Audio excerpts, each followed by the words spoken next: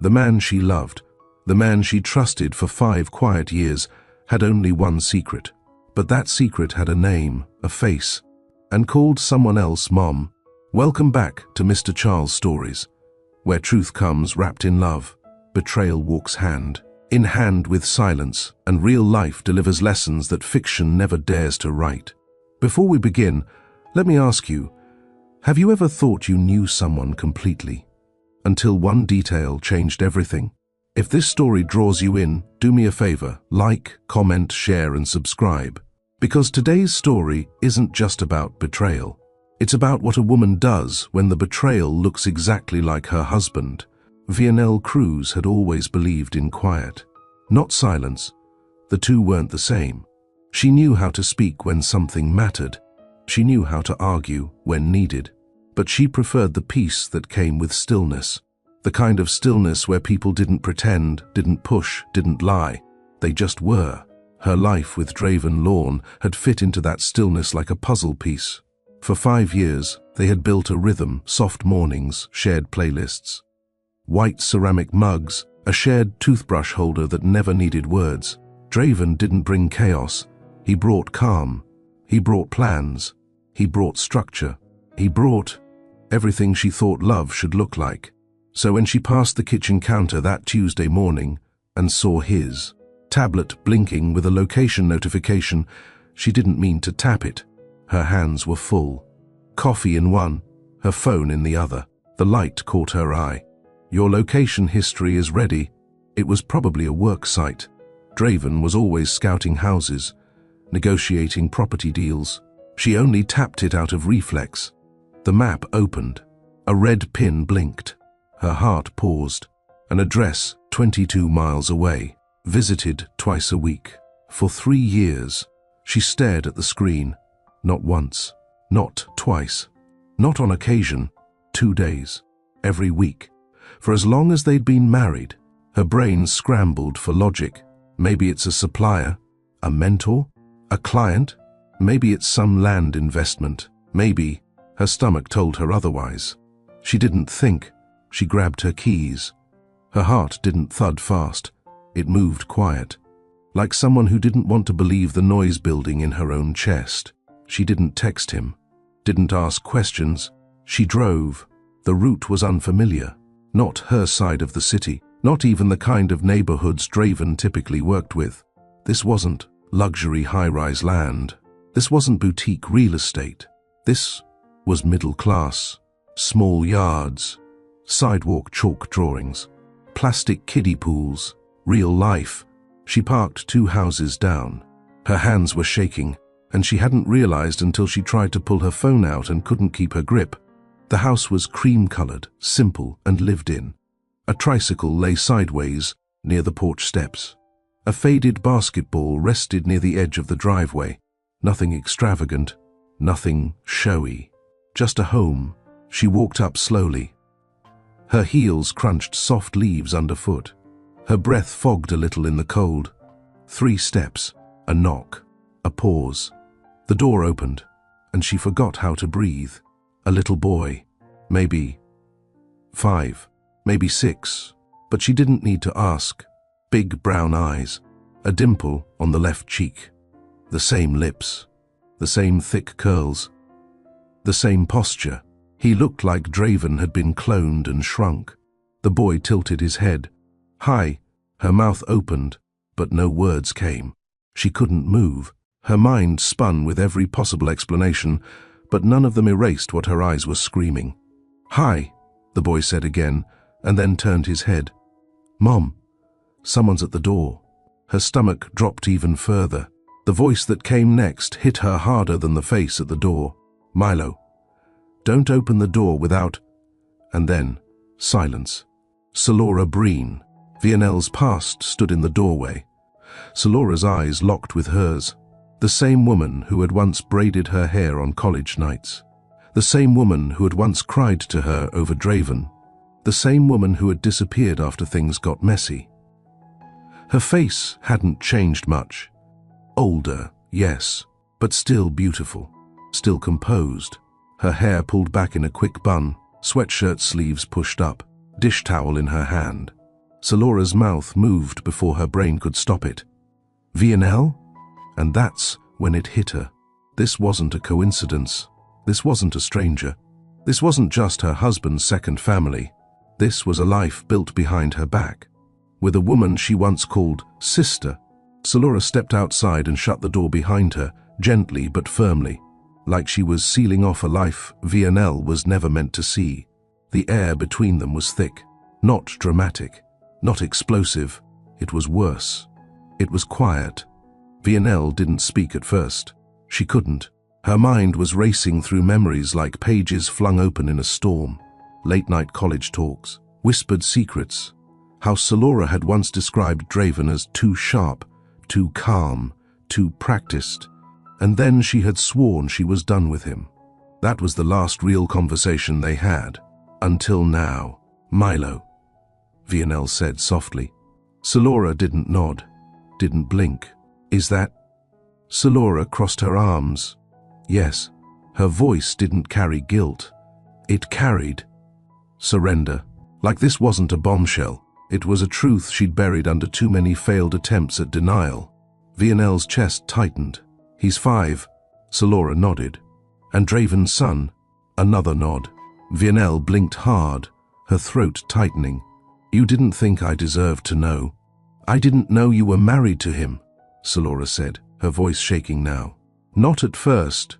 And when you found out, I figured he would tell you. He said he would. A slow breath escaped Vienel. He never did. Salora pressed her back to the porch post, eyes looking past Vienel like she couldn't bear the contact. I found out I was pregnant after he ghosted me, that final year in school. Remember when I left, I didn't move to start over. I left because I was scared, and he was gone. Vienel's voice cracked. He was with me that year. I figured that out later. Salora wiped at her nose with her sleeve. I didn't want to drag you into this. I knew you wouldn't have married him if you knew, and I didn't want to be the reason something good got ruined.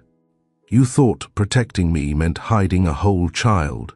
I thought protecting Milo meant keeping him away from chaos. And you weren't the problem. He was. Vienel folded her arms.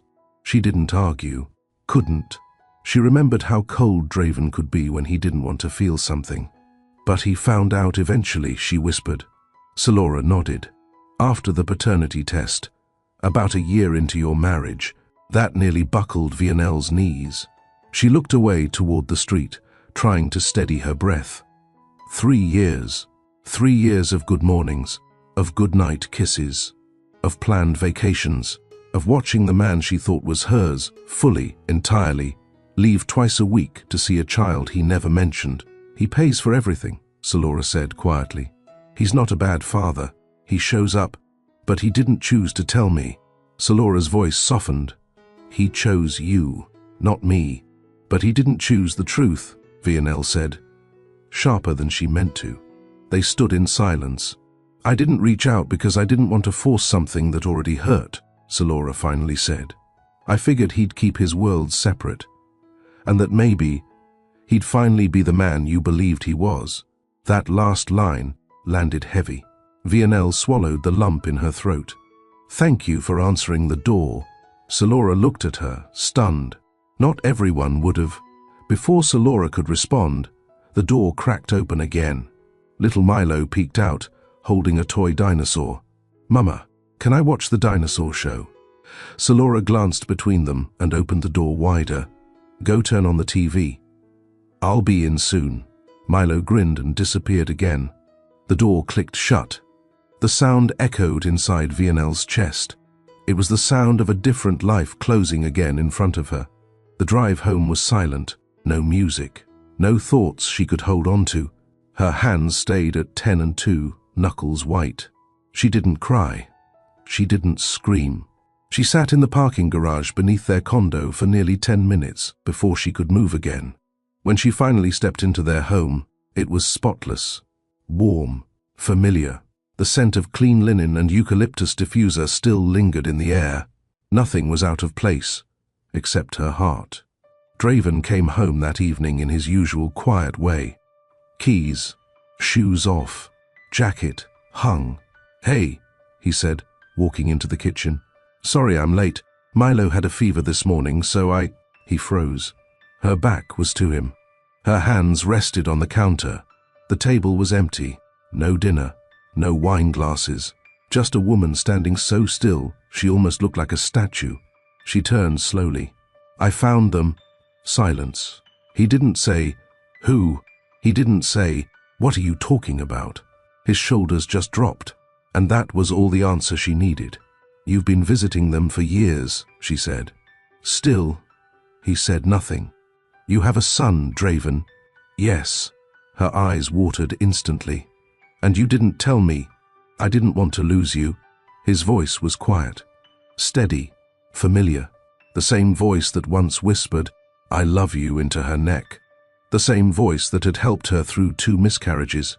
The same voice that had held her together. Now, it sounded like a lie. You already lost me, she whispered. He stepped forward. She didn't flinch, but she didn't move either. I didn't know about Milo until a year into our marriage, he said. Salora contacted me, said she needed me to take a test. I did. It came back positive. And you never told me. I wanted to. I tried. She looked at him sharply. I wrote letters, drafted emails. I stood outside our bedroom so many nights just holding it. But every time I imagined your face when I told you, I saw you packing your bags. And instead of giving me the truth, you let me live a lie. I didn't cheat on you. I swear to you, V. Milo was conceived long before we reconnected, but I made the mistake of thinking I could control the damage by pretending it never happened. Her breath hitched. You let me grieve 2 miscarriages while you raised a son with another woman. Tears flooded her eyes now. That made him crumble. I wasn't raising him, he said, pain leaking into his tone. I visited, I paid support, I helped with emergencies, but I was never his full-time father, VNL, because I didn't know how to be one, and I didn't know how to be a husband with that kind of failure hanging between us. She stepped back. He didn't follow. I let you down, he said. No, she whispered. You erased me from part of your life, and I don't know if I can come back from that. She didn't yell. She didn't throw anything.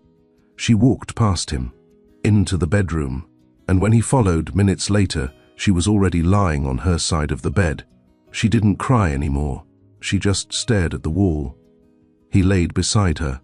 They didn't touch, but neither of them turned away. What would you do if you were her? Comment. Truth matters if you believe lies of omission still count as betrayal. Share this story if it made you feel something. More emotional chapters ahead. Stay with us. There were some moments VNL thought she'd prepared herself for, running into an ex-friend at a grocery store, a harsh truth finally surfacing. But nothing prepared her for the moment she stood face to face with Salora. Again, on a porch, with a child in the house who looked like her husband. She hadn't thought about Salora in years. She didn't need to. Their last memory had already done enough damage. College, 6 years ago. They'd lived in a shared off-campus house. VNL was always the quiet one. Kept things neat, left post-its on the fridge when food was running low, washed her dishes. Salora had always been wild, electric. She'd go from deep conversations about world policy to wild laughter at a party in the same hour. Their personalities couldn't have been more different, but their bond was deep. Until him, Draven. He had visited Salora on weekends. VNL barely noticed him at first, too focused on a demanding internship. But she remembered the change in her friend, the tension, the secrets. One night, she asked Salora directly, "You're hiding something. Who is he?" Salora hadn't even looked up from the couch. "It's not serious. He's just good company." A lie. And VNL, ever respectful, didn't push. By the end of that semester, Salora had packed her things and left without warning. The goodbye was a text. Things got messy. "Sorry I wasn't who you thought I was." No explanation, no closure, just silence. Now, on that porch, Salora was no longer the magnetic party girl. She was worn, strong in a different way. VNL studied her.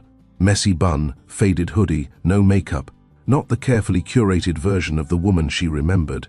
This was real. This was a mother. And this time, Salora didn't hide behind charm. She stepped into her truth like a storm that had stopped running. "I didn't expect to see you here," she said finally. "Neither did I," Vianel replied. Salora nodded toward the street. "Want to walk?" Vianel hesitated, then followed. They walked in silence down the sidewalk, both women locked in a rhythm that neither dared to break with small talk. Until Salora stopped and sat on a curb near a mailbox. Vianel stood. Salora looked up. "You want answers? So ask." Vianel didn't ask right away. She sat beside her instead, slow, measured. Her voice came low. "Did you ever stop loving him?" Salora blinked. No sugarcoating, no dramatics, just honesty. "But I knew he wouldn't stay." "Why?" "Because I wasn't what he wanted for the long haul. I was who he wanted when he didn't want responsibility." Vianel's throat tightened. Salora gave a bitter smile. "He used to say he liked how quiet you were, said you calmed him down." Vianel glanced sideways. Salora shrugged. "Guess I always knew I wasn't the calm he needed. I was the chaos he played with." That landed hard. Vianel's tone stayed steady. "Then why keep the child?" That hit Salora, but she took it. "Because it was the only part of him I never had to earn." The words lingered between them like smoke. She continued. "I didn't tell him at first. I was scared. I didn't think he'd care. But once Milo was born, he became my reason, even if he looked just like him." Vianel nodded slowly. "And when you told him, he didn't believe me. Thought I was manipulating him. I didn't push. Just asked for one test. One. I told him he didn't have to be involved. But he showed up with a lawyer and had the cheek to ask if I wanted a payout." Vianel's eyes widened. Salora looked down at her fingers. "He changed when the results came back. Showed up quiet, paid support, came around on weekends." "But never told you, did he?" "No." Salora nodded like it confirmed something sad she already knew. "He wanted to be a provider, not a father. He wanted to feel like he was doing the right thing without risking what he had with you. And you let him." "I wasn't protecting him," Salora said, her voice cracking. "I was protecting you." Vianel finally turned to face her fully. "You don't get to say that." "I do," Salora snapped, tears threatening, "because I know how he breaks women. Quietly, in ways they don't see coming. I didn't want to be the wrecking ball that hit your marriage, but I also wasn't going to disappear because he wouldn't face his truth." Vianel's hands gripped her knees. "Do you hate me?" Salora asked, suddenly fragile. Vianel stared at her for a long moment. "No," she whispered. "But I don't trust you." Salora nodded. "Fair." Vianel stood first. "I'm not here to take him from Milo, but I need to understand the life I'm part of." Salora stood too. "He's a good kid. You'll like him if you let yourself." "I already do." That surprised both of them. Salora's eyes softened. "He'll ask about you. He notices everything." Vianel took a breath. "Let him ask." "I'll be honest." Back at the house, Vianel didn't go in. She stood at the edge of the driveway. Salora opened the door and gave her one last look before stepping inside. Vianel watched the door close again, not with anger, but with the kind of pain that made you older in an instant. That night, Vianel stood in front of the mirror after her shower. She wiped the steam away with her hand and stared at her own reflection. She looked the same, but something in her eyes had shifted. Her marriage was no longer the full truth. Her love wasn't unshaken, but neither was she. She wrapped the towel tighter around her chest, walked into their bedroom, and climbed into bed beside Draven without a word. He looked at her, hesitated, spoke softly. "Where were you?" "I saw Salora." Silence. His hand didn't reach for hers this time. And neither of them touched. But this time, it wasn't silence out of fear. It was the silence before a decision. Draven didn't ask questions that night, and Vianel didn't offer answers, but something had cracked beneath the surface. They both knew it. She lay on her side, her back to him, listening to the slow, shallow rhythm of his breathing. Not the deep kind that came with peace. This was the tight-chested sleep of a man carrying something he couldn't put down, even in dreams. She didn't close her eyes. She replayed the boy's voice in her mind. "Mama, can I watch the dinosaur show?" He had said it like it was the most natural thing in the world. And yet every syllable stabbed her with a quiet reality. She wasn't his mama. But the man she loved was his daddy. Morning came with no alarm. Just the sunlight crawling up the walls and the clink of Draven's spoon against the ceramic bowl in the kitchen. She walked out in a robe, hair still wet from the shower. He looked up, and then down again. "I made coffee," he said. "I don't want coffee," she replied, calm. They sat across from each other in the kitchen, like two CO workers preparing for a presentation neither wanted to give. She spoke first. "I want to know everything." He didn't look surprised. He reached for his cup, took a sip, then nodded. "It started before us," he said. "You already know that." She nodded. "I was young, careless. Solora wasn't my girlfriend. She was a situation." Vionel raised a brow. Draven exhaled. "I was trying not to be my father, which ironically made me act exactly like him. You disappeared on her. I told myself she wasn't serious, that she was better off without me. I didn't know she was pregnant. And when she told you?" He hesitated.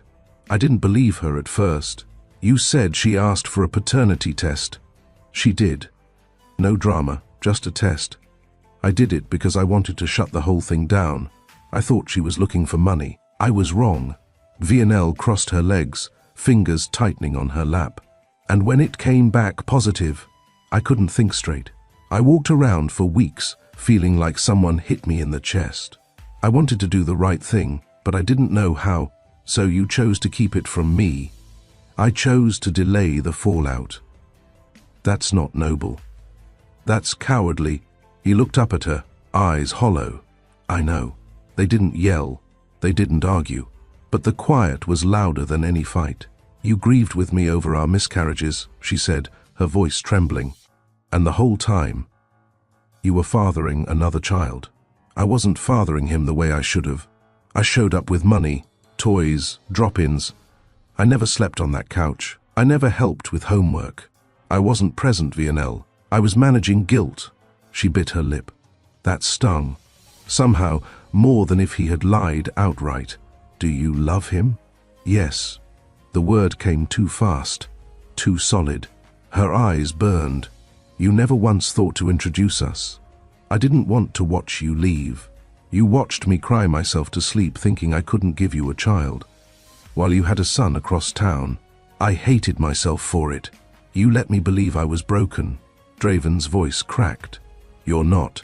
You're the strongest person I know, and I didn't think I deserved you. I still don't." She stood. "Don't say that like it's romantic. It's manipulative." He stood too, but didn't step closer. "I want to fix this." "You can't fix it." "Then I want to make space for the truth.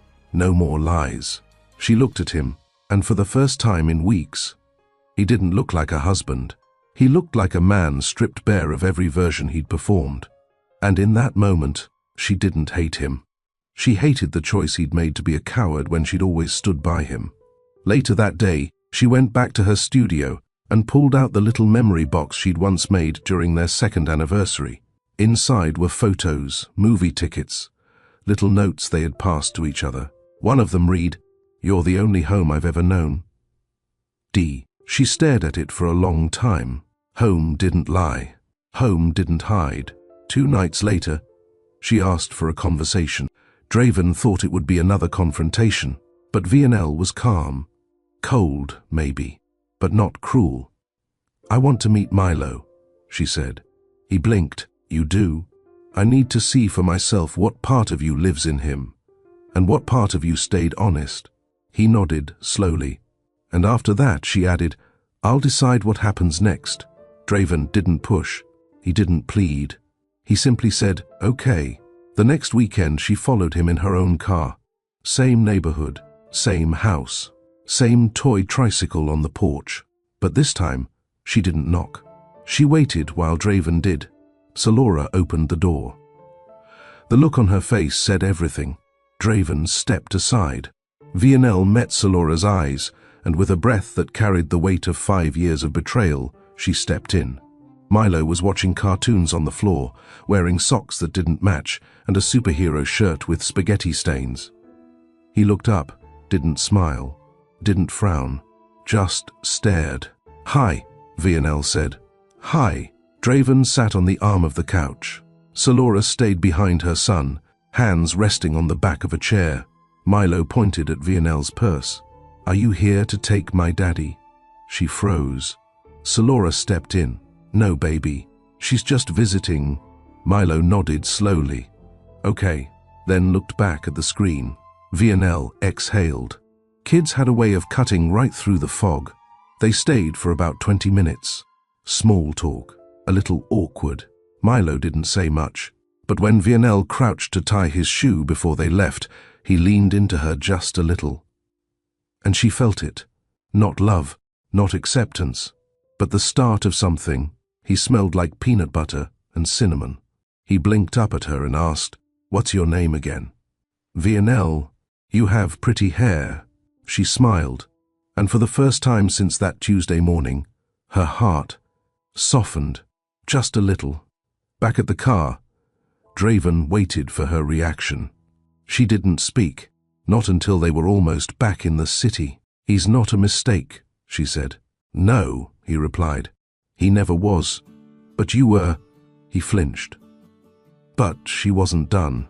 You were the mistake of a man who chose fear over truth, and I don't know if I can ever call that love again. Have you ever looked at someone you loved and realized you didn't recognize them anymore? Drop a comment. Truth reshapes love. Tap like. Subscribe. This journey is just getting deeper." The second Vienel shut the condo door behind her, everything inside her changed. There was no screaming, no broken glass, only a woman moving on instinct, knowing something she could never unknow again. Her hands didn't tremble this time. Her chest didn't quake. She was past the shock now. What came next would be different. Draven came home just after 8. His tie was loose, briefcase in hand, and the same half smile he wore after long days flickered when he saw her. But it vanished fast. Vienel was standing in the kitchen, still in her work dress, phone face down, eyes sharp. He didn't need to ask why, not this time. "I went for a drive today," she said. Draven set his briefcase down, gently, too gently. Her eyes didn't move from his face. 22 miles outside the city. He froze. "Nice neighborhood," she added. "Yards with toys, families with routines." Still, he said nothing. She tilted her head. A little boy opened the door. About 5 years old. His breath caught. And then she came out, the last person I expected to see. Draven looked at the floor. "Say it," Vienel said, voice flat. He lifted his eyes slowly. "You found them." Silence swallowed the room. The only sound was the low hum of the refrigerator. "I didn't plan to hide it forever," he said. "I just couldn't find the moment that didn't feel like it would break us." "You had 5 years," she replied. "That's over 1,800 days. You didn't miss the moment. You made a choice. I thought I was protecting you." "No," she said. "You were protecting yourself." He nodded, slowly. "You're right." Draven walked to the kitchen stool and sat down, not to rest, to face judgment. "She told me you found out after we got married," Vienel said. "Is that true?" "Yes, and you kept it to yourself." "I tried to tell you. You didn't." "I wrote letters. I started conversations I never finished." "That's not telling. That's rehearsing." He swallowed hard. "You let me go to bed every night thinking we were partners. But I was living a half-life with someone I thought I knew. I never meant to lie to you." "But you did." Vienel sat down across from him. Her knees were locked, hands folded. "I didn't go there to start a fight," she said. "I went because something told me to. A blinking icon on your tablet. I was making breakfast." He lowered his eyes. "And I kept thinking, Not him. Not Draven. He doesn't hide. He doesn't cheat. He doesn't lie. She paused. Turns out you do all three. You're just quiet about it. His jaw clenched. I didn't cheat on you, he said again. Milo was conceived before we reconnected. That's not what hurts the most, she said. It's that you watched me go through loss, while hiding your gain. She stood, and he stood with her. They faced each other, inches apart. If you had told me from the beginning, she asked, would you still have chosen me? His eyes didn't move from hers. Every time. Then why didn't you let me choose you back, fully, knowing everything? He didn't answer, because they both knew why. He was afraid she wouldn't, and maybe she wouldn't have. But that wasn't the point. The point was that he decided for her. That night, they lay in bed with an ocean of air between them. He turned away first. She stayed facing him. Her heart didn't ache the way it did before. Now it pulsed with something new. The next morning, she stood in the bathroom, brushing her hair, when Draven stepped in behind her. He didn't touch her, just spoke to her reflection. I don't expect you to forgive me, but I need you to know. I regret it. She met his eyes in the mirror. What exactly? Not telling you. Thinking you were too fragile for the truth. That's what I regret. She set her brush down. I was never fragile, she said. You were the one afraid of the truth. And she walked out. That weekend, she visited her sister out of town. Took 2 days for herself. No texts. No updates. When she came back, she didn't walk in like she used to. She stood in the doorway, keys in hand, and asked herself the question most women avoid when they're too deep in, is this still my home? She opened the door anyway. Draven was waiting. I want to meet him again, she said. He blinked. Milo? Yes. I want to see him, not just as your son, but as someone I may one day love. A flicker of hope in his eyes. But don't take this as a step back into your arms, she added. This is me facing the truth you refused to. He nodded. No smile, no rush, just understanding. 2 days later, they drove separately. Same street, same house, same child in the window. But Vianelle's eyes weren't searching this time. She knew what was behind that door. This wasn't about discovery anymore. This was about decision. Salora opened the door. Her eyes didn't carry hostility, just caution. She's here to see him, Draven said. Salora nodded. Come in. Vianelle stepped into the house like someone entering a museum of a life she almost had. Milo sat at the kitchen table, drawing dinosaurs. He looked up. You came back. She smiled softly. I did. Are you gonna stay this time? She crouched beside him. Would you like that? He nodded. Her chest burned in ways she couldn't explain. They played a game, talked about his drawings. She helped him find a missing crayon. And when he wasn't looking, she caught Salora watching her. Their eyes met. There was no war in them this time. Just two women, standing in the wreckage of one man's fear, trying to build something true, finally. That night, the silence in their bedroom wasn't new, but for the first time, it wasn't empty. It was full of everything they hadn't said and everything that now lived between them. Vianelle changed in the bathroom. She tied her robe, stood in front of the mirror, and stared at herself like she didn't quite recognize the woman looking back. This was the same body that had stood beside Draven through layoffs, miscarriages, expansion projects, anniversaries. The same body that had memorized his scent, his rhythms.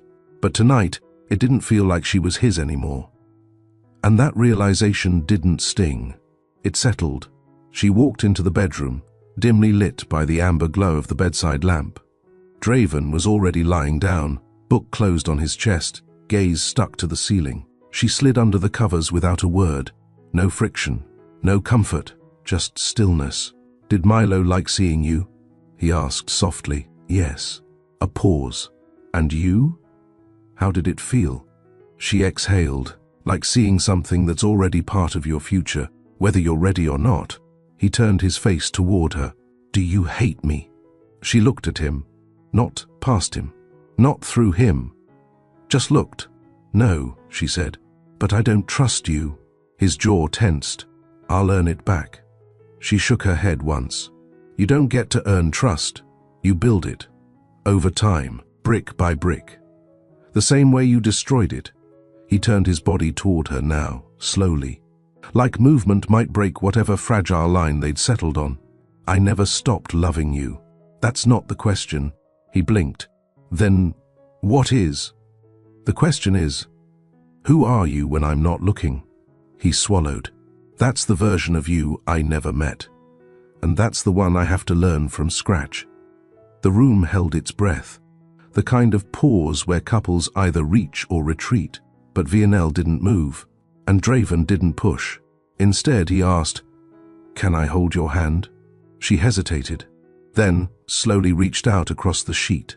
Their fingers touched, gently, not out of romance, but memory, familiarity, loneliness, and something aching to still be known. They lay like that, hands lightly touching, for what felt like forever. She didn't cry. He didn't beg. They just breathed together, one bed, two people, and an ocean of questions between them. Sometime past midnight, Vionel whispered into the dark, "You let fear lead you." "I know, and fear will never build anything worth keeping." He closed his eyes. "I want to be better, then start by being honest. I am now." She pulled her hand back. "I don't need it now. I need it consistently." He nodded into the dark. She turned her back to him and pulled the blanket higher. The next morning, she didn't cook breakfast, didn't set out coffee. She dressed quietly and left a note on the counter. "I need space. I'll be gone for a few days. Don't call. Don't chase."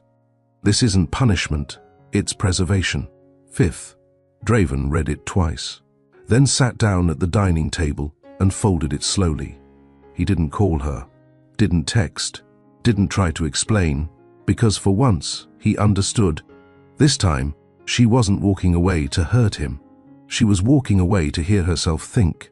Vionel drove north, 2 hours past the city, back to a lake house her sister once rented out for artist retreats. It was empty now, quiet, trees swaying, birds echoing. She left her phone on airplane mode and sat by the water. For the first time in weeks, she cried, not for the betrayal, but for the belief she'd held so tightly. That love, once chosen, was secure. That commitment guaranteed truth. That loyalty returned itself, but none of it had been true. And now, she had to decide what was. She journaled. She walked the woods. She made tea without rushing. She lit the lavender candle she used to love. And in that slow quiet, something happened. She didn't feel broken anymore. She felt awake. On the third night, she sat by the fireplace and whispered aloud, "He's not the man I thought he was, but maybe I'm not the woman I thought I needed to be either," because loving Draven had made her softer, but staying unquestioning had made her smaller. She wasn't angry now. She was becoming. She drove back on a Friday. Not because she missed him, but because she was ready to look him in the eye and choose what came next. When she arrived, he was cooking. A dish she liked, spaghetti with lemon zest and garlic oil.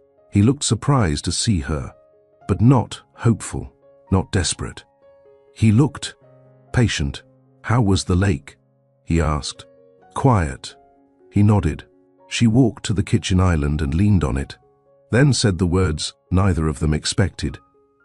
"I want to rebuild." His eyes flickered. "You do?" But under new terms, he nodded slowly. "Anything. Counseling. Family dinners.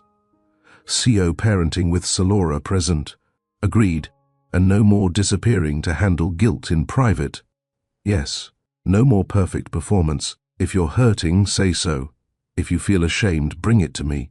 His voice cracked. "Okay." She paused, then added, "And I won't promise to stay forever, but I'll promise to be honest while I'm here." Draven stepped around the island, stopped inches in front of her. "I'll take it, all of it, on your terms. No performance." She studied him, not the man she married, the man he was becoming. "I'll stay in the guest room for now," she said. He nodded. For now. That night, in 2 separate rooms, they both slept for the first time in weeks. Not deeply, but without fear, because the truth was finally in the room with them, and neither of them had run from it. The morning after Lionel moved into the guest room, the silence in the condo had a different shape. It wasn't heavy or hostile. It was careful, like 2 people walking barefoot on a floor full of broken glass. She rose at 6:30 a.m., just like always, but this time she didn't make his coffee.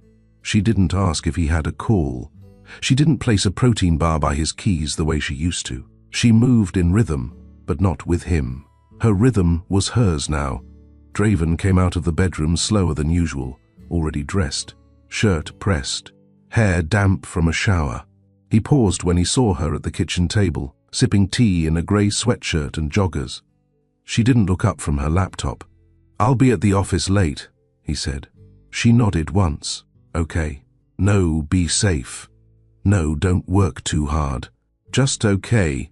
They moved around each other like ghosts sharing space, not enemies, but no longer partners either. Just 2 people orbiting the wreckage of something that had once been sacred. At work, Lionel found herself drifting during client meetings, not because she was distracted by pain, but because she didn't feel connected to any version of her life anymore. She wasn't the devoted wife. She wasn't the naive believer. She wasn't even sure if she was a victim. What she was now was awake, fully, uncomfortably, and she wasn't ready to numb that. When she got home that evening, Draven wasn't there. The lights were off. His laptop was open on the counter, and a sticky note beside it read, "Dinner's in the oven. I won't wait up. D." She stood in the kitchen and read it 3 times. Not because she missed him, but because the small act of cooking, his love language, wasn't something she expected. She opened the oven. Pasta al limone, her favorite. She ate alone, in silence, and still didn't text him. By day 4, the rhythm had become muscle memory.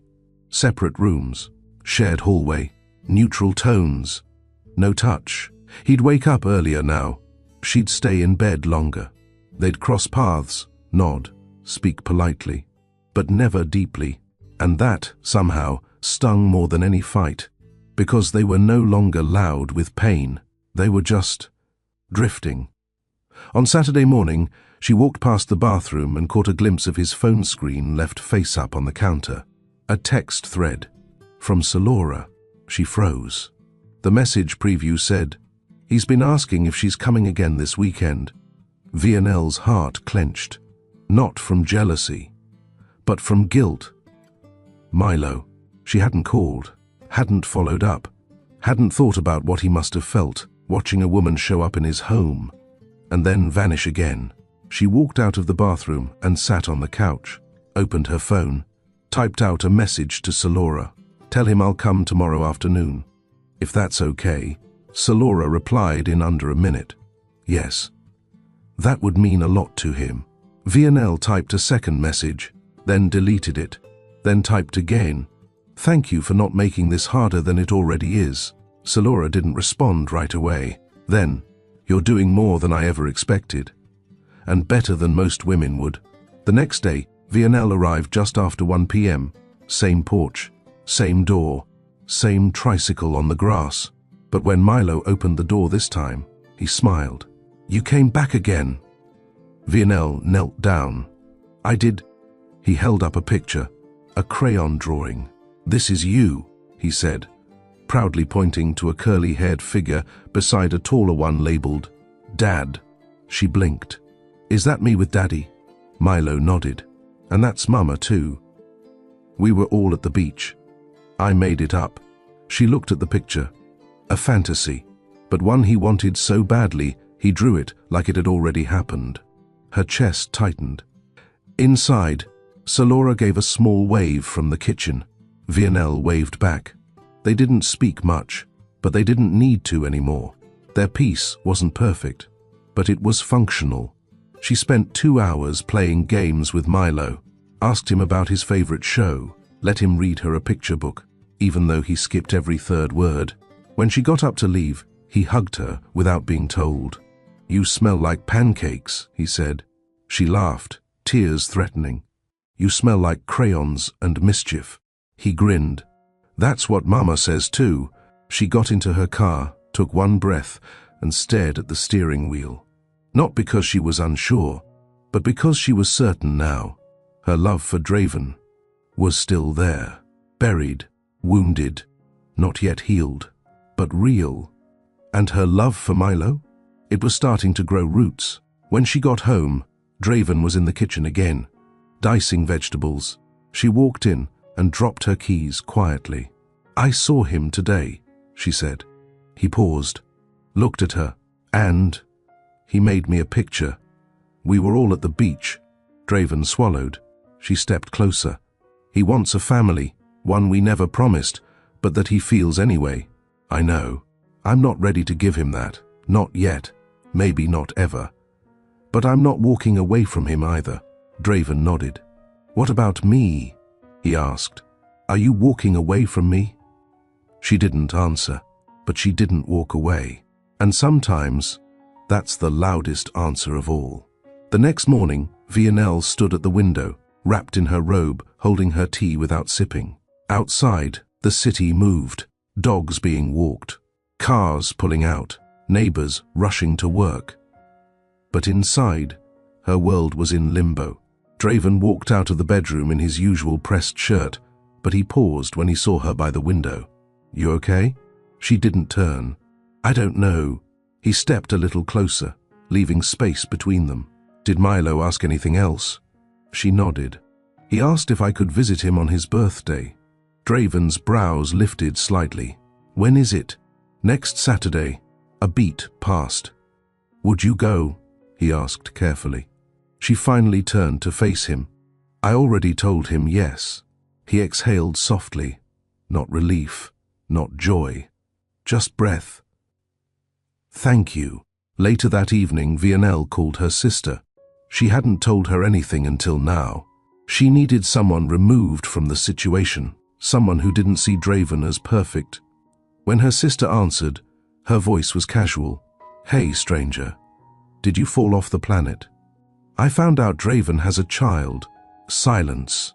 Then, "With you?" "No. With someone I used to know. A long time ago." Another pause. "You okay?" "I don't know," she said. "But I'm not falling apart. Do you still love him?" Vianelle sat down on the edge of the couch. "Yes. But it's not blind anymore." Her sister's voice softened. "What do you want?" "I want peace. But I also want to see the boy again."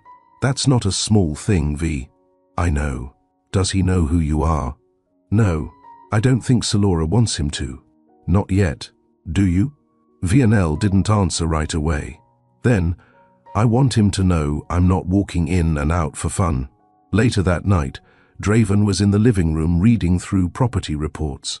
She walked in slowly and stood near the door. "I want to see the boy again," she said. He looked up. "I don't want to show up only when it's convenient. If I'm going to keep stepping in, I need to show up with intention." Draven closed the folder in his hand. "You don't need my permission. I'm not asking for it. I'm telling you this because I don't want secrets. Not anymore." He stood and walked to her, stopped a few feet away. "I'll talk to Salora about how to bring him into it gently, if you want to be part of his life more regularly." Vianelle looked him in the eye. "He already drew me into it, whether I was ready or not." Draven lowered his gaze. "I don't deserve this version of you." She didn't say, "I know." She didn't say good. She just stood still, and for once, let him sit with his regret in silence.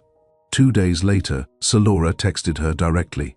"He keeps asking if you'll come early for his birthday." I told him maybe. "Do you want to?" Vianelle replied, "Yes. I'll be there by 10 a.m. I'd like to help set up." "Thank you." "He'll be excited." "Thank you for letting me try." That Saturday, she arrived with a gift bag, a small handmade card, and a nervous heart. She wore simple jeans and a soft blue sweater. She didn't want to look put together. She wanted to look familiar. Milo opened the door with frosting on his cheek. "You came early." She smiled. "I promised, didn't I?" He threw his arms around her waist. "I saved you a cupcake already." Salora walked into view, holding a stack of paper plates. "Glad you made it," she said. Vienel nodded. "Anything I can do to help?" Decorations still need fixing, so she helped. Hung streamers, poured juice boxes, laughed when Milo tried to climb the table, helped clean a spill, tied balloons, and didn't once feel like she was acting. She was just there. When Draven arrived around noon, she was sitting on the floor with Milo and 2 other kids, helping build a Lego spaceship. He paused in the doorway. She looked up. They exchanged a glance, not romantic, not cold, but layered, shared. He mouthed, "Thank you." She mouthed later. When the guests left and the house calmed, Milo asked if she could read him a birthday book before his nap. Salora didn't hesitate. Vienel followed him into the small room. He crawled under the covers and held out the book. She read softly, slowly, letting her voice rise and fall with the rhythm of the story. At the end, he said, "Can you come back next weekend too?" She ran her fingers gently through his curls. "I'll try. Promise?" She hesitated, then looked into his eyes. "Not yet, but I'm trying to be someone who only makes promises when she knows she can keep them." He nodded, drowsy. "Okay." As she stood up, Salora was leaning in the doorway. "He sleeps easier when you read to him." Vienel raised an eyebrow. Salora added, "That's not a compliment. It's an observation. I'll take it anyway." They smiled. A small one, but real. On the drive home, Vienel didn't feel exhausted.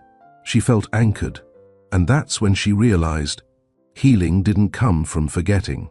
It came from showing up, even when your heart wasn't sure how. It had been 2 weeks since Milo's birthday, 2 weeks of space, 2 weeks of polite nods with Draven, 2 weeks of her phone vibrating once every few days with messages from Salora that said things like, "He asked about you again today.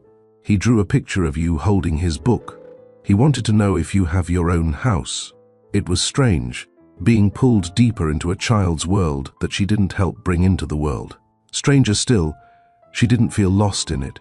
She felt invited, and that meant something. Draven noticed it too. She didn't talk about Milo in front of him, didn't share the drawings or repeat the cute quotes, but he saw her texting more often, smiling at her screen, and he knew she wasn't smiling at him, and for once, he didn't feel jealous.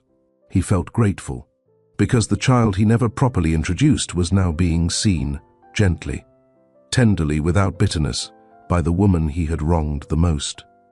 On a rainy Thursday afternoon, Vienel left work early. She had a headache, and the silence in the office was too loud. On her way home, she took a left instead of a right.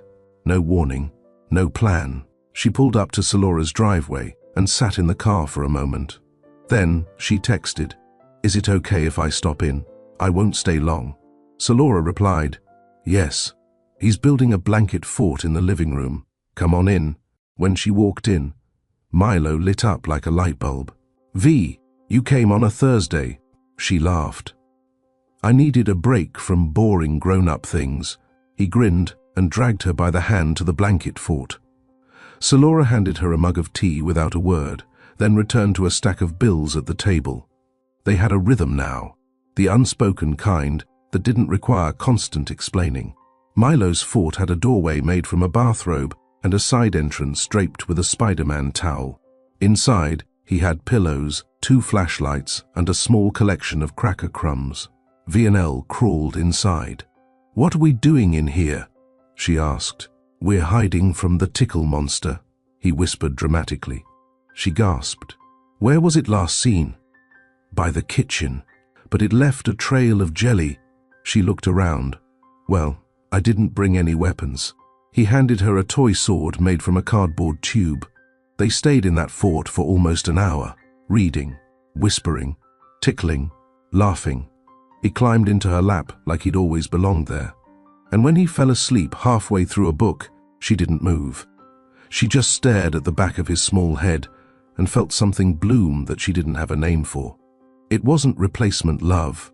It wasn't guilt-driven affection. It was something purer, like forgiveness in motion. Laura peeked in quietly and whispered, "You can lay him on the couch if you need to go." Vianelle nodded, but didn't move. Laura watched her a beat longer, then stepped away again. When she finally got home later that evening, Draven was in the kitchen again, chopping vegetables. He looked up, startled. "You're home late." "I was with Milo." He didn't nod or smile, just placed the knife down. "I'm glad," he said. She walked past him to set her bag down, then paused. "I want to take him to the science center next weekend." He looked up, surprised. "You do?" "I already asked Laura. She said it's fine. Do you want me to come?" She shook her head. "Not this time." That hurt, but he accepted it. "Okay." The next weekend, she picked Milo up at noon. He came running out with a backpack and 2 sandwiches wrapped in foil. Laura handed her a small envelope, just in case he gets carsick. "Got it," Vianelle smiled. "Do I get to pick the music?" Milo asked.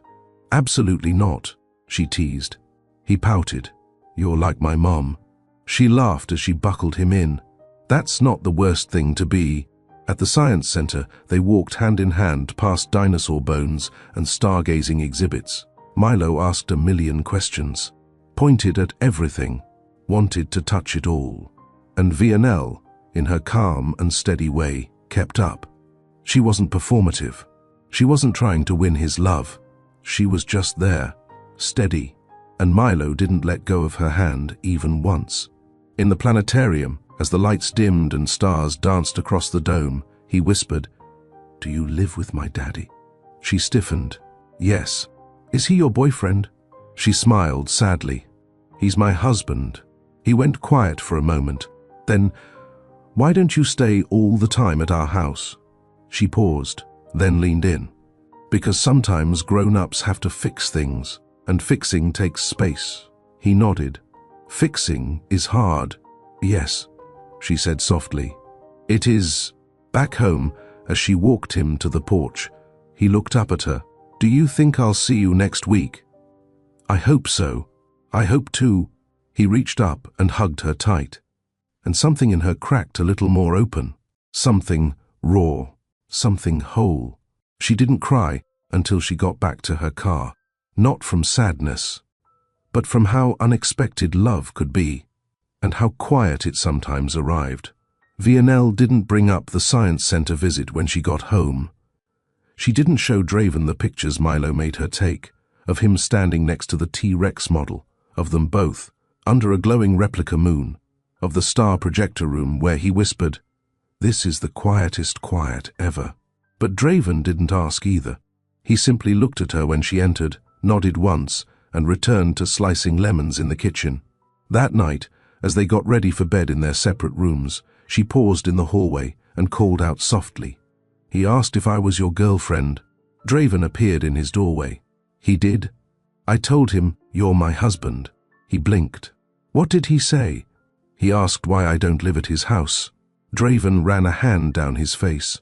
"I don't know how to talk to him about all this.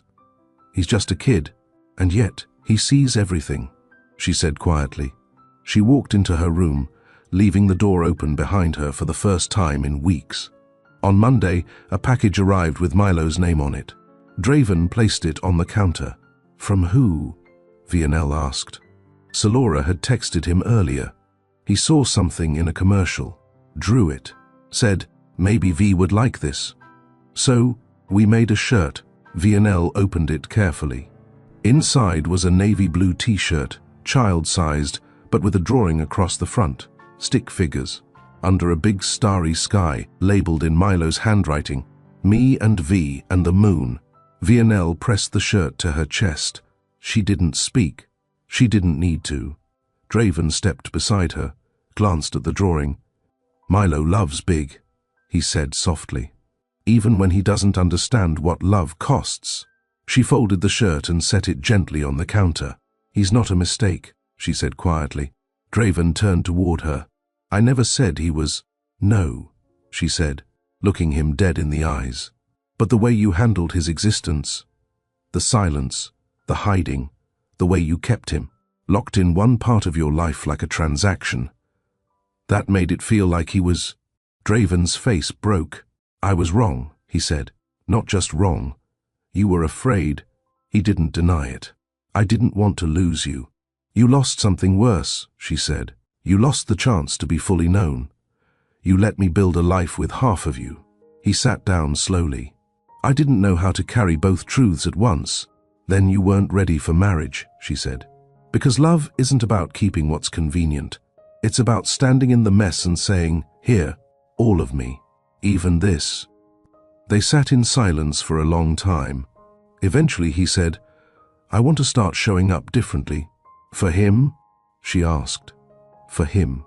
For you. For myself. She looked at him, her voice steady. Then be more than a provider. Be present. Be honest. Be real. I don't know how. Start by saying that to him. That Friday, Draven took the afternoon off and asked Salora if he could pick Milo up alone. She agreed, though cautiously. He brought his son to a quiet diner they'd visited once before. Milo didn't notice anything different at first, until his dad didn't check his phone, didn't rush the meal, didn't glance at the door like he wanted to be somewhere else. Are you going to tell me stuff today? Milo asked, halfway through his burger. Draven blinked. What do you mean? Mom said you're trying to talk more. He smiled faintly. I am. Are you scared? Draven nodded. Sometimes. Milo reached over and touched his arm. That's okay. I get scared too. Draven stared at him, and something inside his chest cracked, not from guilt, but from the sudden, overwhelming weight of being seen by a child he'd never fully shown himself to. Later that night, Vionel opened the front door when Draven returned. He looked tired, but peaceful. He asked if I get scared, Draven said, setting Milo's backpack down. And I told him the truth. What truth? That I didn't know how to be his dad before. She tilted her head slightly. And now, I'm learning. Slowly. Honestly. And I told him I want to show up more. She exhaled. Good. He stepped closer. And I told him I want to keep showing up for you too. Not with flowers, not with speeches, just with presence. She met his eyes. I'll believe it when I see it. That weekend, Vionel took Milo to the park. They played hide and seek, ate popsicles, and talked about nothing. And at one point, while resting on the grass, Milo looked up and said, I'm glad you're not scared of me. She turned her head. Why would I be? 'Cause sometimes people leave when they find out about me. Mom said it's 'cause I was a surprise. She swallowed. You were the kind of surprise that makes people better, Milo. Back home, she tucked the shirt he'd sent into a drawer, not because she was collecting memories, but because it already felt like a part of her. And in her heart, something shifted. Milo wasn't someone she was tolerating. He wasn't someone she was sacrificing for. He was becoming family. And Draven? He wasn't healed, but he was showing up in the small moments. And sometimes, that's where forgiveness begins. The day started with rain. Not heavy or loud, just enough to blur the windows and slow down the city. Vionel stood by the kitchen counter, tracing the rim of her teacup with one finger. Her suitcase sat by the door, small, black, and already packed. Draven leaned against the opposite counter, arms folded. You're sure you want to go alone? He asked, not looking at her. I'm not going to get away from you, she replied. I'm going to remember who I was before us. He nodded, quietly. She grabbed her keys and turned toward the door. 3 days, she said. I'll call if anything changes. She drove east toward the lake house she hadn't visited since before the wedding. A quiet place tucked between tall trees and a shoreline that didn't need filters to be beautiful. The last time she was here, she was painting. The world was wide, and her heart was full. Draven had just proposed. She remembered sitting by the dock, sketching ring ideas on napkins, thinking, this man sees me. Now, she wondered how much of her he'd never really seen at all. She arrived just before noon. The house smelled the same, pine wood, dust and lake air. She opened the windows, lit the old cinnamon candle she left behind, and made tea. No music, no distractions, just space. That first night, she sat by the fire and pulled out an old leather journal. She flipped through pages of goals, affirmations, memories she'd once sworn she'd never lose. Her handwriting looked younger, braver, a little more selfish in a good way. Before she'd become someone who bent herself to fit another person's fear, one page stopped her cold. I want love that's loud in its honesty. Even if it's messy. I want the kind of truth that makes me uncomfortable, but never confused. She closed the journal slowly, then sat there, letting the fire crackle around the silence. The next day, she walked the trail behind the lake. The leaves were changing, red and gold like they'd been kissed by goodbye.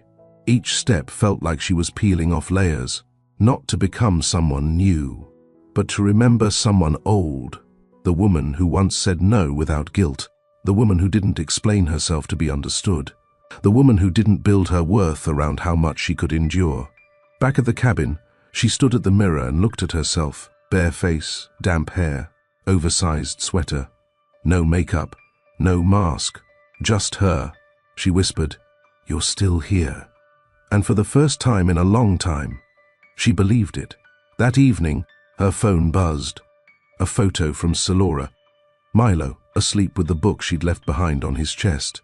No text, just the image. It made her eyes sting, not from pain, from belonging. Then, one more message. From Draven. "I'm not asking you to forgive me today, but I'm starting therapy Monday, and I'm telling Milo the truth soon. No filters, no hiding. Just real." She didn't reply. She didn't have to. Some messages speak louder when you sit with them in silence. That night, she wrote something in her journal for the first time in a year. "I am still worthy of love that doesn't ask me to shrink to fit it." Villanelle returned on a Tuesday. No announcement, no countdown, just keys in the door and soft footsteps down the hall. Draven looked up from the couch where he sat reading, a real book this time, not a spreadsheet, not a screen. He stood, uncertain. "How was the lake?" he asked. "Necessary," she replied, setting her keys in the dish by the door. He waited, hoping for more. She gave him a small glance. "I needed to remember who I was before this became the only version of me." He nodded, stepping closer. "And who is that?" "A woman who was never broken. Just overlooked." He didn't try to hug her, didn't ask to talk right then. Instead, he gestured toward the kitchen. "I made your favorite," he said. "You don't have to eat it, but I wanted you to know, I remember." She followed him in, quietly. The table was set for two, mismatched placemats, a glass of wine waiting. Simple, thoughtful, but not performative. She sat, not because she'd decided to forgive him, but because she wasn't going to let fear keep making decisions in her life. They ate in silence for a few minutes before he finally spoke. "I had my first session yesterday." She looked up. "Therapy." He nodded. "It was hard, but it didn't kill me." She waited. He added, "She asked me what I was most afraid of." "And what did you say?" "That you'd leave once you saw the whole of me. That if I gave you the truth, you'd walk." She set her fork down gently. "You thought love meant only showing the clean parts." He looked at her. Guilty. "Yes." She leaned back in her chair, eyes tired but clear. "Well, now you've shown me everything, and I'm still here." He blinked. But she wasn't done. She stood, walked to the window, arms crossed. "I was more than what you feared, Draven. I was capable of holding truth. I was capable of loving you through pain. But you didn't give me the chance." His voice cracked. "I didn't think you'd want it." She turned to face him. "You weren't supposed to decide for me. That's the part you never understood." He lowered his head. "You were building a life with me while building a secret beside it. That's not marriage. That's control." "I know," he said. "No, you understand. That's different than knowing. But I don't need an apology tonight. I need a boundary." He swallowed. "Tell me." She stepped closer. If this continues, if we continue, it won't be on the foundation of the past. We start over. No titles, no assumptions, no expecting me to play wife while you unlearn your shame. He nodded slowly. I accept that. You're not trying to win me, she said. You're trying to meet me. For real this time. I want that more than anything. They stood in the quiet again, a space between them that had once held betrayal, now holding something new. Uncertainty, but also choice. Later that night, she opened her old planner and tore out the page where she'd written their anniversary date in silver ink. She folded it once, then tucked it behind a new blank sheet. She wasn't erasing the past. She was giving herself permission to rewrite what came next.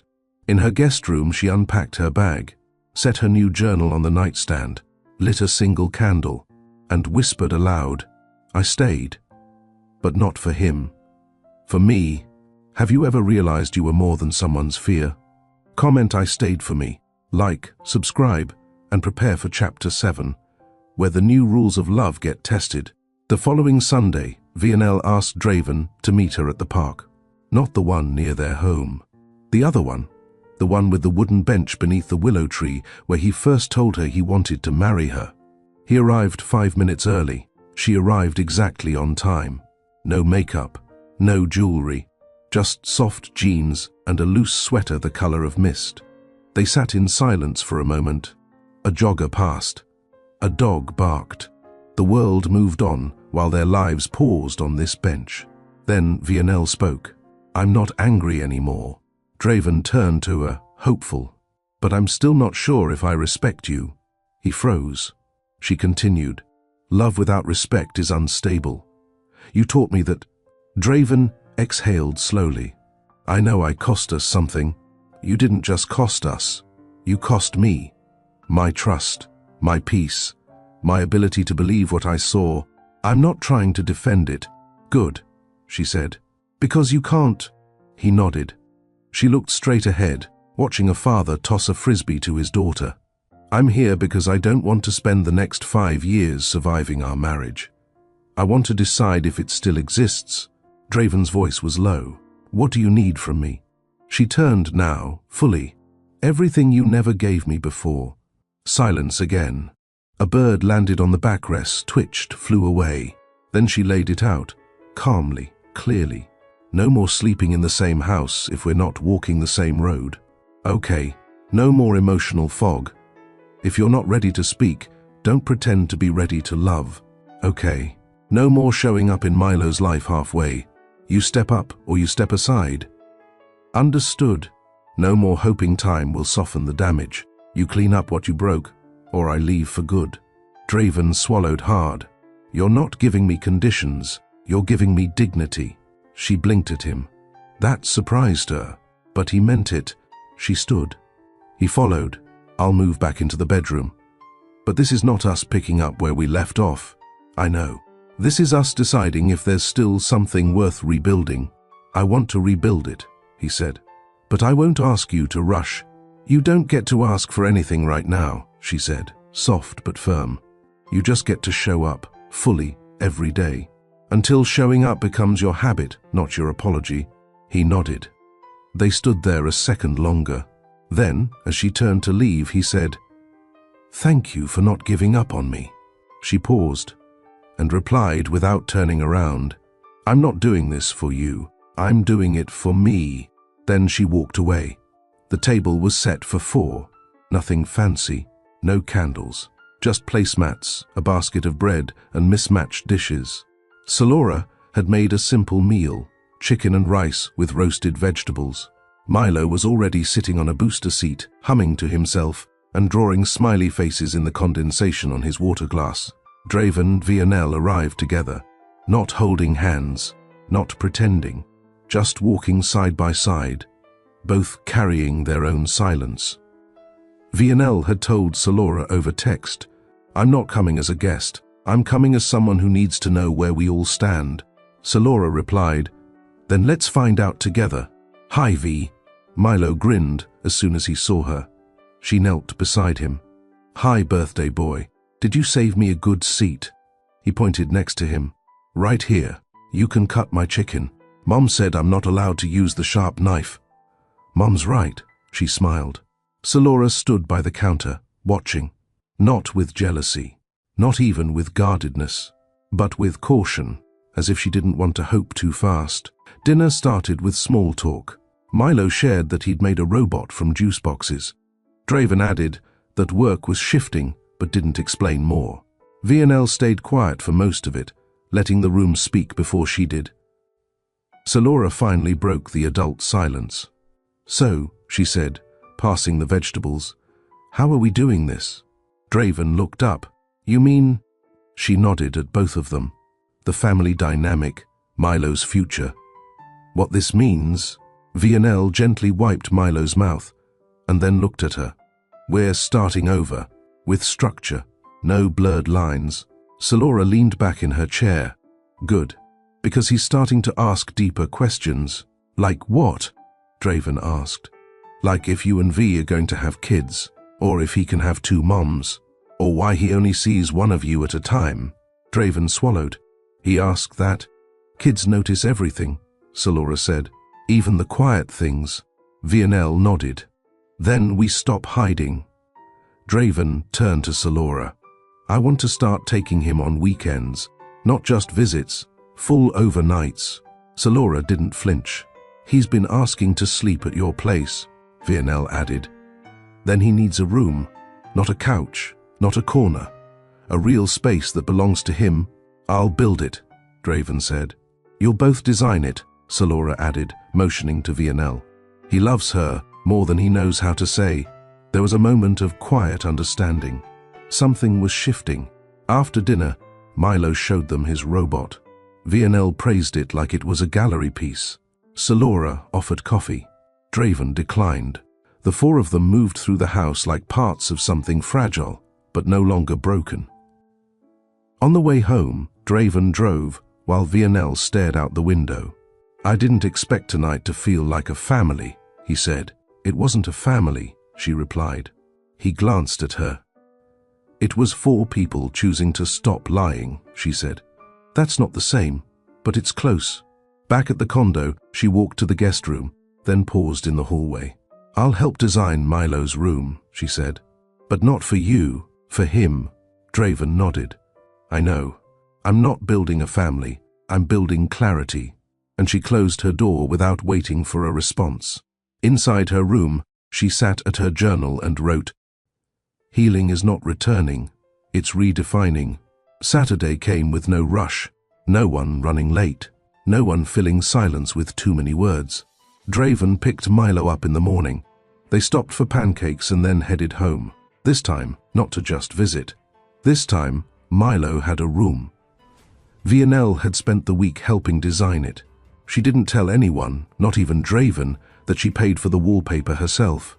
The walls were soft grey, with glow-in-the-dark stars that she knew would only show once the lights were out.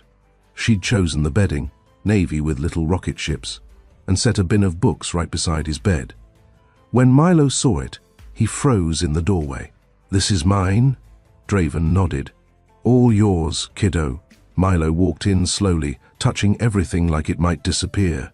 Villanelle stood in the hallway, watching him without a word. He turned to her with wide eyes. Did you help? She smiled. A little. He ran across the room and hugged her around the waist. I love it. She ruffled his hair. Then, I love it too. That night, after dinner and games and a bubble bath that flooded the hallway, Milo asked Villanelle to read him a bedtime story. She hesitated, then looked to Draven. He nodded. It's okay. So she followed Milo into his new room. He picked a book about a bear who lost its way home. Halfway through, he stopped her. Can I ask you something? Of course. If I call you something, but it's not your real name. Is that bad? She looked at him. Depends. What is it? He blinked. Mama, V. Her heart cracked open and stitched itself back together in one breath. You can call me that if you want to, she said softly. But you're not my mom. No, but I care about you like someone who wants to protect you. He leaned against her side. That's good enough. She finished the book with her voice steady, but her soul undone. When he fell asleep, still curled beside her, Draven peeked into the room. He didn't speak, just watched for a moment, then mouthed, "Thank you."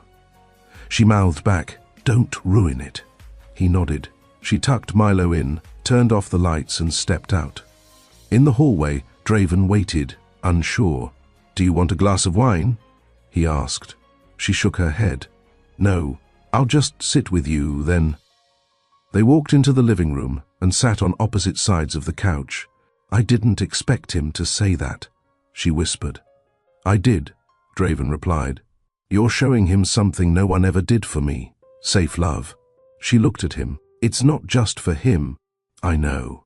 They sat in the soft quiet of that moment, not as husband and wife, not as lovers, but as people who had both failed and kept showing up anyway. And in that stillness, something was rebuilt. Not romance, not promises, but presence. And sometimes, presence is the first real step toward redemption. The next morning, the front door buzzed just after 10. Salora stood outside, holding a small paper bag. "Extra muffins from the cafe," she said. "He always gets one on Sundays." Vienel opened the door wider. "He's still sleeping." Salora nodded. "I figured. He stays up longer when he's with you." There was no tension in her voice, no accusation, only fact. Inside, they sat at the kitchen island. Vienel poured 2 mugs of coffee. The silence between them wasn't uncomfortable. It was earned. They had both seen too much of each other's lives to pretend now. Salora finally spoke. "I watched him go to sleep last night." "Draven?" "No. Milo. I peeked through the window when I dropped his toy off." Vienel waited. "He looked safe," Salora added. "Like he belonged there." "He does. You know, for years I told myself he didn't need more than me." Vienel glanced up. Salora sighed. "But I was wrong. He needs more than one person loving him. He needs the truth about where he comes from, who's showing up for him, and he needs to know it's okay to love everyone in his life, without guilt." Vienel nodded. "I don't want to replace you. I know that now." Salora looked her straight in the eye. "But I want to say it out loud," Vienel continued, "because we never got that chance in college." Salora gave a half smile. "You mean when I left you without an explanation?" Vienel returned it. "And I married the man you once cried about in the dark." They both chuckled quietly, not from joy, from recognition. Salora set down her mug. "He told me he's doing therapy." "He told me too," Vienel said. "But I don't expect change until I see it." "That's fair." They paused again. Then Salora leaned forward slightly. "You were always steadier than me." "That didn't make me stronger," Vienel replied. "Still," Salora said, "you're the reason Milo has more than a weekend dad, and I never thought I'd thank you for anything. But here we are." Vienel looked her in the eye. "Thank you for letting me in. You didn't have to." "I know," Salora said, "but we've both lost too much to keep holding on to territory that should be shared." A soft voice called from the hallway. "V?" They both turned. Milo appeared in his pajama set, rubbing his eyes. "Hi, sweetheart," Salora said softly. He smiled and ran to her. "You brought muffins." "I did. V doesn't know which kind I like." Vienel smirked. "That's true. Teach me." Milo grinned proudly. "Blueberry." "With the sugar sprinkles." Salora raised an eyebrow at Vienel. "You've been warned." The three of them sat on the floor with napkins and juice boxes. No tension, no forced conversation, just a child in the middle, laughing about how sticky his hands were. It didn't feel like a broken family. It felt like a new one. Later, as Salora got ready to leave, she paused at the door. "He calls you Mama V now." Vienel nodded. "He asked first." Salora's eyes softened. "That's how I know it's real." She glanced back at Milo, who was showing Draven how to build a robot from cereal boxes. "He's got the best parts of both of us," she said, "and the chance to grow up with all of us," Vienel added. Salora nodded. "That's more than we had." The room had no windows. Just soft light, clean air, and silence that waited to be broken. Draven sat stiffly on the couch. The therapist crossed one leg over the other and spoke gently. "Why now?" He stared at the wall for a few seconds. "Because I can't afford to lose her." "Or him." "Vienel?" He nodded. "And Milo?" The therapist waited. Draven rubbed the back of his neck. "When Vienel found out about Milo, I thought she'd burn it all down, scream, leave. But she didn't." "What did she do?" "She stayed in the room. She listened. She asked questions I didn't even ask myself." "Did that surprise you?" "Yes, because I would have deserved it if she didn't." The therapist paused. "What's the hardest part to say out loud?" Draven swallowed hard. His voice dropped. "I lied, for years. Not because I hated Salora or wanted two families, but because I didn't know how to be honest without ruining someone."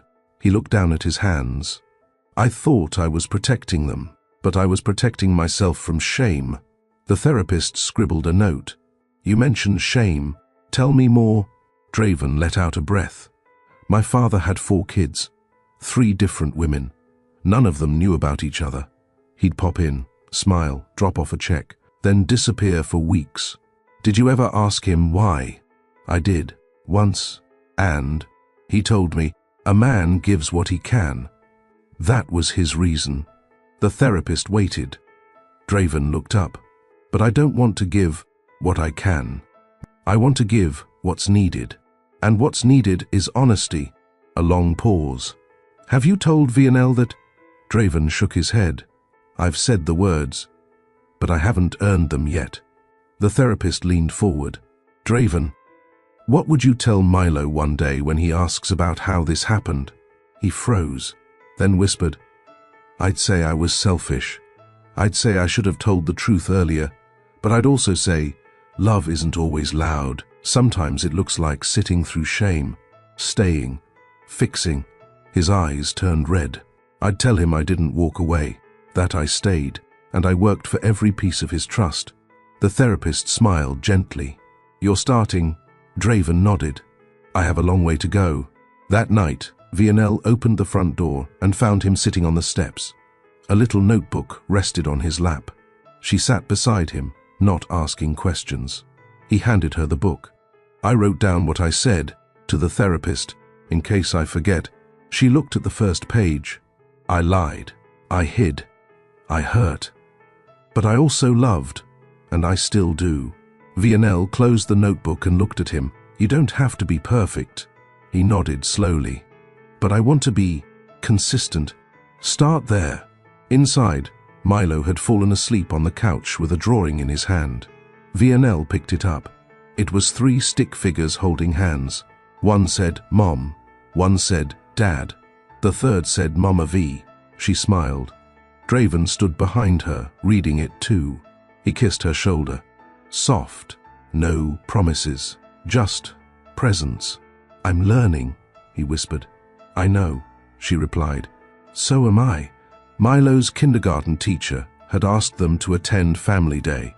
Draven assumed it would be awkward. Vienel wasn't Milo's biological mom. Salora wasn't coming. And Milo, he just wanted everyone to get along. "You don't have to come if it's weird," he told her the night before. Vienel folded the little blue shirt Milo had picked out for the next day. "I'll come," she said simply. "Why?" She looked up. "Because he asked." The next morning, Milo sat in the back seat between them, holding their hands. "I hope they don't call you my stepmom." "You're not that," he said innocently. Vienel smiled. "What am I then?" Milo shrugged. "Just mine." She kissed the top of his head. "I like that." They arrived at the school gym filled with streamers and tables. Other kids had parents on both sides, couples with matching sweatshirts, some taking videos. Draven stiffened at the sight of them. He wondered what they'd whisper, how they'd look at him, at her. But Milo pulled him forward. "Let's play the pancake game." Vienel leaned in. "Pancake game?" Draven nodded. "Let's find out." As they moved from station to station, painting paper hats and racing with spoons, it stopped mattering how people looked at them. Milo laughed. Vienel laughed. Draven relaxed. For a moment, they weren't a scandal. They were just family. One teacher approached gently. "You're Vianelle, right?" she asked with a warm tone. Vianelle nodded. "I just wanted to say, Milo talks about you like you're made of stars." She blinked. "Sometimes we forget kids see everything." Vianelle looked over to where Milo was dancing with a paper crown. "I forget too," she whispered. After the event, back in the car, Milo knocked out in the back seat. Vianelle stared out the window. "I saw the way you looked around," she said. Draven didn't deny it. It's hard not to expect judgment, but no one threw rocks. He laughed gently. "No, they didn't." Back at the house, she found a folded note on the kitchen counter. It was from Salora. "Thank you for not rejecting him. Thank you for not humiliating me. I don't know what to be yet, but I know what I'm not. Ready. You have every right to walk away, but you didn't. And I hope you keep choosing what's right over what's easy." Vianelle tucked it into her drawer beside old photographs and Milo's first crayon scribbles. She didn't reply. Not yet. That evening, Draven brought 2 glasses of tea to the porch. Vianelle was curled up in a blanket, reading. He handed her one. She wrote. Vianelle nodded. "She's trying. I think we all are," he said. She glanced at him. "What are you most afraid of?" He didn't hesitate. "That one day, Milo will think I'm a coward." "You're not," she said. "You're just late." He looked up. "Can I ask you something unfair?" She raised a brow. "Try me. If we'd met before Salora, before all the damage, would you have married me?" She took a sip, then leaned her head against the back of the chair. "I don't know. Maybe, maybe not. But we didn't meet before. We met now. In this mess. And we're still here." He exhaled slowly. "That's not a no," she smirked. "It's not a yes either." He leaned in and kissed her knuckles. "I'll work toward a yes." Inside, Milo stirred, rolled over in bed, and whispered, "Night, Mama V." She heard it from the porch and froze. Draven did too. Neither said anything for a while. She didn't cry, but her eyes glistened with something deeper. Love without permission, family without labels. The envelope wasn't sealed. It sat on the corner of Milo's toy chest with one word on the front. For 5th. Vianelle stood frozen in Milo's room, unsure if she had the right to pick it up. But the handwriting was unmistakable. Salora. She opened it. Vianelle. "I once told Draven that I never wanted to be a mother." It wasn't a cold thing to say. It was just honest. I knew I couldn't carry a child without feeling resentful. I tried to force myself to change, to become who I thought a wife and mother should be. But resentment always leaks. And it leaked onto Milo, onto you, onto everything. The first time I saw you with him, I hated how natural you looked. Like you were made for him. I hated that he noticed. But I watched, and I listened, and I stayed silent while you held everything together. And then I hated myself. You didn't steal anything from me. I gave it away, piece by piece. I'm leaving the city. I need to find something that I'm good at again, something that doesn't involve pretending. I know you might not forgive me, but maybe Milo will, someday. Tell him, I was wrong, but not unloving. I just didn't know how to love right. Salora. Vianelle folded the letter with careful hands. She didn't cry, but she sat there for a long time, still, quiet, letting it settle in her heart without forcing forgiveness. That evening, Draven noticed the change in her. Something wrong? She handed him the letter without a word. He read it twice, then said nothing at all. They sat together, the silence saying everything. Not about rage, not about blame, but about release. Days passed. Salora's number stopped working. Her office confirmed her resignation. Her apartment was vacated. No forwarding address, no fanfare. She was just gone. And, in her absence, the air became lighter. Milo asked about her once. Is she okay? Vianelle didn't lie. She's figuring things out. Is she coming back? I don't know. He nodded and went back to his toy trucks. Draven pulled her aside later. You handled that well. She's still his mother, Vienel said softly. Even if it doesn't look how people expect. That weekend, they took Milo to the botanical gardens. He pointed at a tree and said, "That one's you, Daddy. Strong." Then he pointed at a rose bush. "That's V. Soft and colorful." He thought for a moment, then pointed at a cactus. "That's Mommy. She's hard on the outside, but maybe there's water inside if you wait." Vienel blinked. Draven looked stunned. Milo just skipped ahead to the next fountain. That night, Vienel found herself in the kitchen, watching Draven rinse dishes. Milo had gone to bed early, knocked out from the day. She leaned against the counter. "You know what I'm afraid of?" she asked. Draven looked up. "Tell me that this won't last, that we're just filling in space, that one day I'll wake up and realize I was a pause in your story, not the turning point." Draven dried his hands and walked over. He took her face in both palms. "Look at me." She did. "You were never a pause. You were the rescue." His words cracked something in her chest. Slow, tender, certain. She touched his shirt near the collar. "Then don't let me go. Ever." "I won't," he said. And for the first time since everything unraveled, she believed it. Not because he said it like a vow, but because he meant it like a life. The next weekend felt different. Draven pulled up outside Vienel's place with a duffel bag, Milo in the back seat and 2 cups of cinnamon vanilla coffee. Hers, extra warm. No instructions needed anymore. He knew. "I was thinking," he said as she stepped into the car. "Let's take a drive. No timeline, no pressure." She raised an eyebrow. "You're trusting me with directions?" He smirked. "I'm trusting you with my life." Directions seem minor. They ended up in a small coastal town 2 hours from the city. Quiet streets, antique shops, a pier with kids fishing off the side and gulls circling overhead. Milo spotted a snow cone truck and took off running, already calling his flavor. Draven reached for her hand. No words, just warmth. They walked the pier like 2 people who hadn't broken, but had bent far enough to know what mattered now. Later that night, in the small cabin Draven booked on impulse, Vienel watched Milo sleep between worn cotton sheets. He had sugar-stained lips and 1 sock off. Draven leaned on the doorway. "He loves you," he said softly. "I love him back," she whispered. Then her eyes met his. "I love you too, but not the version everyone sees.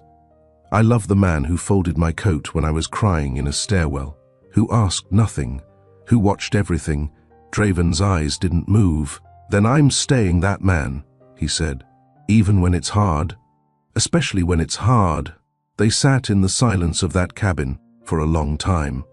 Later, they lay side by side, not speaking, just letting their fingers brush, their breathing sink. No performance, no roles, just presence. 3 months later, Milo was accepted into a special prep program. Vienel signed the paperwork. Draven handled the donation. No one asked for a spotlight. Salora sent a postcard. A single sentence. "Tell him I'm learning how to be soft." Milo placed it on the fridge himself. "Mummy's trying." That was all he said. That was enough. Vienel started painting again. Small things at first. The edges of Milo's closet, the baseboards in the guest room, then full canvases, then commissions. Draven came home once to find her splattered in pale blue, hair tied back with one of Milo's socks. He laughed for the first time in weeks. "I'd marry you again," he said. She turned, brush in hand. "So do it," she said, eyes shining. The second wedding wasn't grand. 10 people. A backyard. Milo holding a camera too big for him. Draven's mother cried, not from regret, but relief. Because this time, it wasn't perfect, it was right. In the final shot of their small wedding video, Milo leaned into the camera and said, "This time, love stayed." Which moment in this story touched your heart the most? Drop a comment. Like, share, and subscribe to keep stories like this alive. At Mr. Charles Stories, we believe love isn't about grand gestures. It's about the quiet ones, the ones that stay